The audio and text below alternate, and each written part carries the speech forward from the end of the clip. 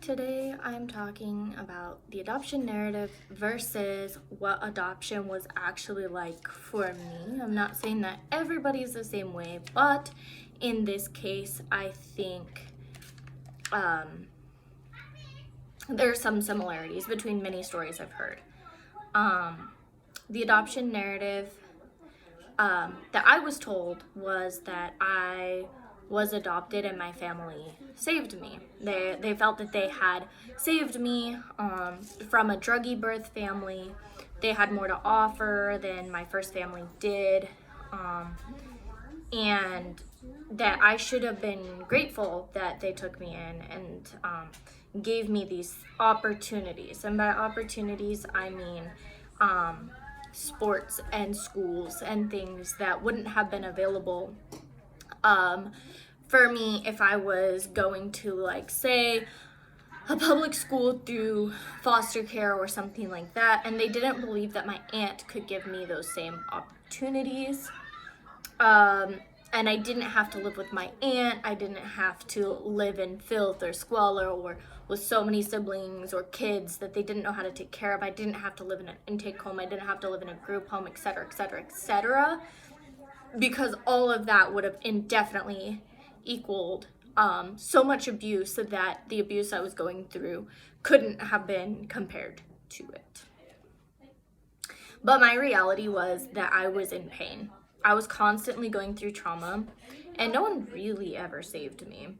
And the more I prayed for someone to come, the less people showed up.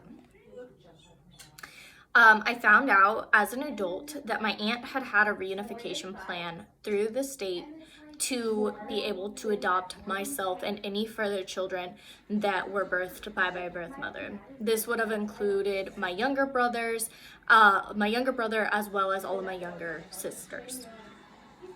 Before my younger brother could be placed with my aunt, she actually fled the state, but the rest of us were placed with strangers for foster to adopt. The reason that I was told that was because she had too many children on her own and could not be relied upon to take care of an infant properly. I don't know if that was a state excuse. I've seen, children taken away for far less, so it could very well have actually been that.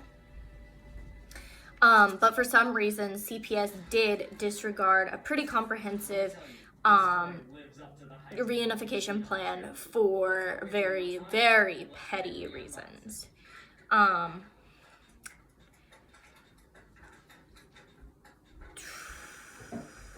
It was also brought up that my adoptive family had more money, and at the time that all of this was going down, they did. One of my parents worked for a really, really affluent company that still their managers make bank, and the other one was able to be a stay-at-home mom given that. They rented 2 houses before they did lease to own on the home that I grew up in from the time I was 3 on. 4. I think it was 4 when we moved there.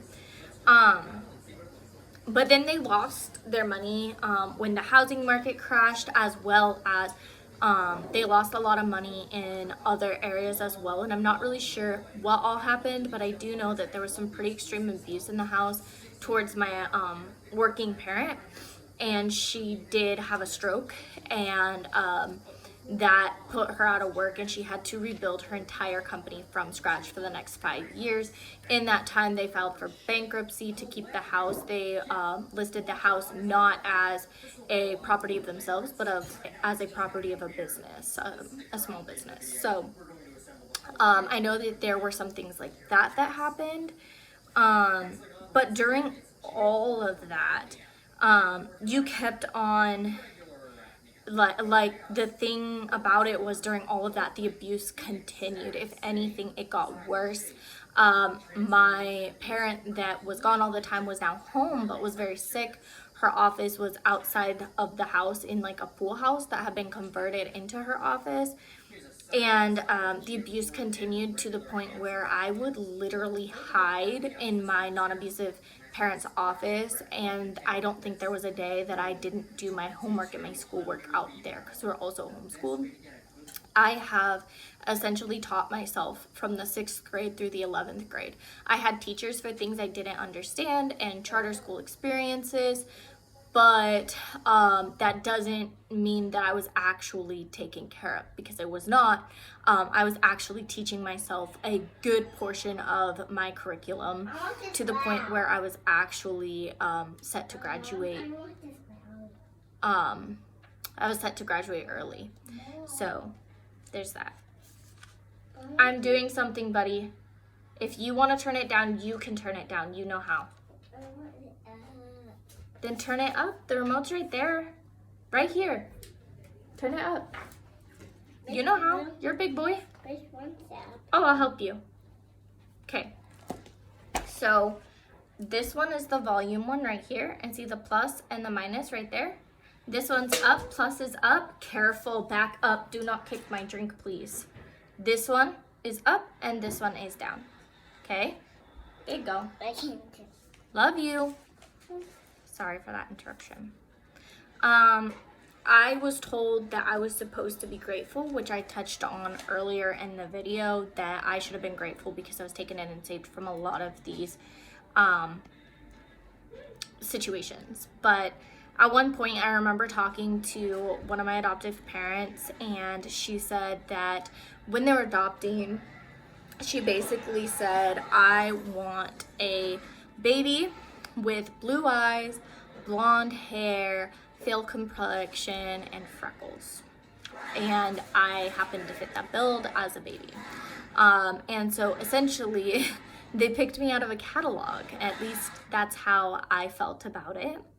One of my adoptive parents was very sexually abusive towards myself.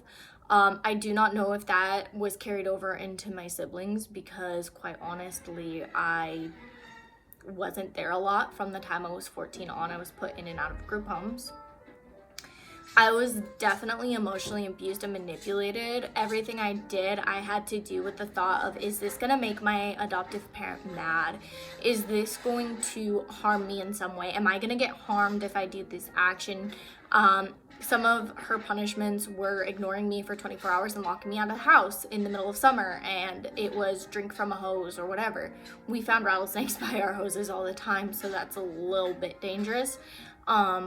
Anything I said that was wrong was never taken seriously, whether it was like, hey, this thing is broken or this or that. My siblings and I that grew up together, we still joke. There was this tire that we actually moved into the middle of the field. We had 4 acres. And we would go to the bathroom in that tire when we would be locked out because we would not be allowed back into the house to pee, to poop, to eat, nothing. We learned what weeds were edible and what weren't, and we would make ourselves food out of literally the earth because we didn't have food available to us, because if we went in the house, we risked being physically assaulted. And so we just didn't. We chose not to. So there was a lot of emotional manipulation towards me specifically. By the time I was 2, they had basically self-diagnosed me, but like parental diagnosis, I don't know, as reactive attachment disorder. And they decided to go with controversial therapies and the rage theory, being that I was so angry at such a core level that I had to express that anger, and anything goes to get me to express that anger. If that meant like poking at me until I snapped, or throwing water on me when I was angry to make me more angry, if that was telling me mean things until I screamed, all of that was okay because I just needed to express that anger. And then once I expressed that anger, I'd be okay again because, you know, I'd be so emotionally, mentally, physically exhausted from that I would just listen. And my parents described that as being relieved.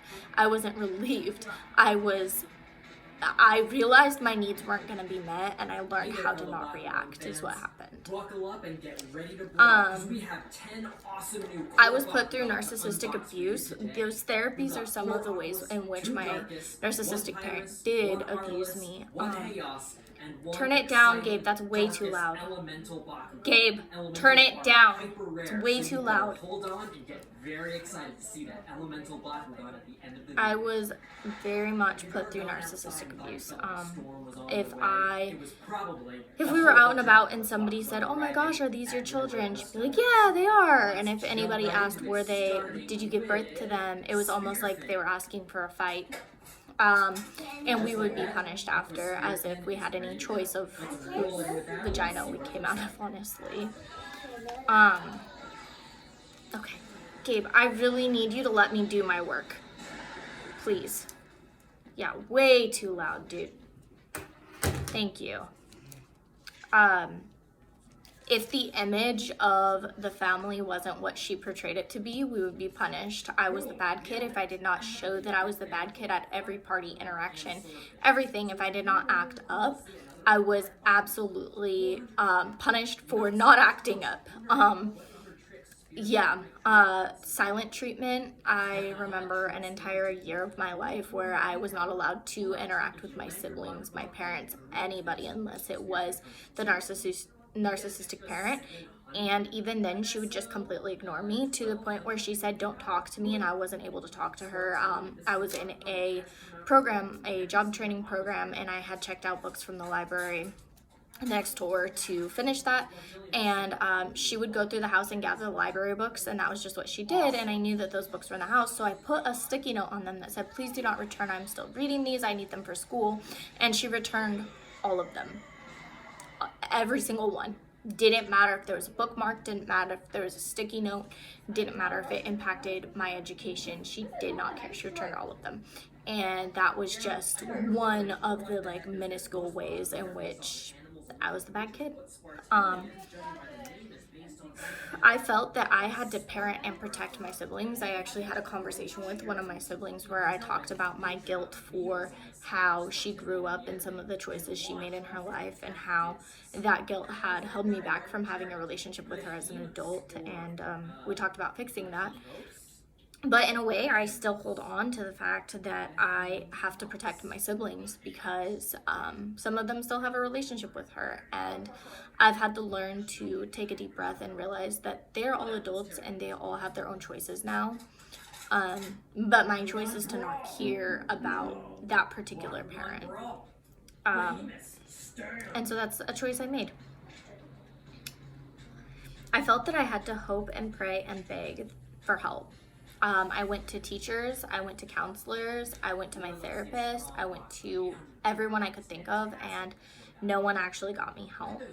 That help genuinely never came. I did live in a nice home with lots of outdoor space, but there was so much abuse that I feel that I never got to appreciate the space we actually had. The garden was maintained by the children. The flower beds were maintained by the children. I can't tell you how many times I got poison oak just from being in those flower beds and being forced to work in there. Even if there was poison oak, didn't matter. I was highly allergic.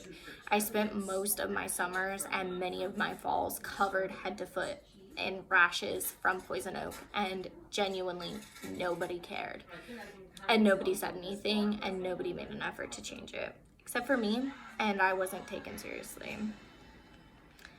I survived all of this living in fear and anger for 18 years has most definitely taken a toll on my body. I continue to suffer with pain, with uncomfort, and with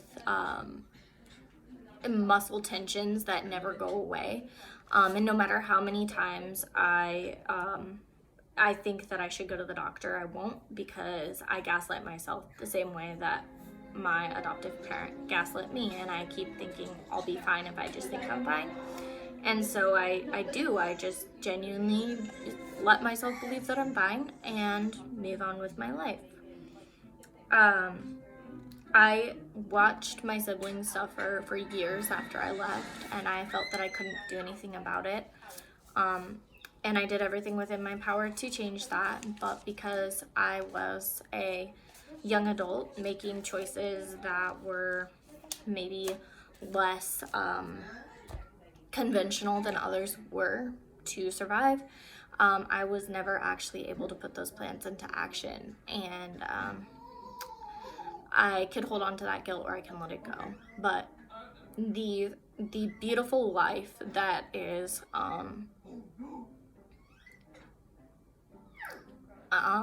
pandered by adoption agencies and CPS about adoption is inaccurate at best and harmful at worst. Because the reality is that adoption is trauma, and that trauma happens from adoption, and that until CPS and adoption agencies are actually informing their prospective parents on the truth of the issue and how to fix it, it's never going to get any better for the adoptees that are coming next. Have a good day.